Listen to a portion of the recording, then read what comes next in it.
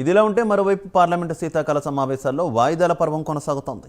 గురువారం 14 మంది ప్రతిపక్ష ఎంపీలపై సస్పెన్షన్ అనంతరం వాయిదా పడిన ఉభయ సభలు శుక్రవారం ఉదయం తిరిగి ప్రారంభమయ్యాయి.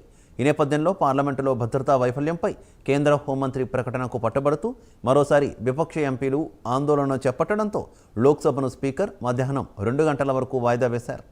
మరోవైపు రాజ్యసభలో ప్రతిపక్ష ఎంపీలు కూడా ఇదే అంశంపై చర్చకు డిమాండ్ చేయడంతో చైర్మన్ జగదీప్ ధన్ఖడ్ సభను మధ్యాహ్నం 2 గంటల వరకు వాయిదా వేశారు.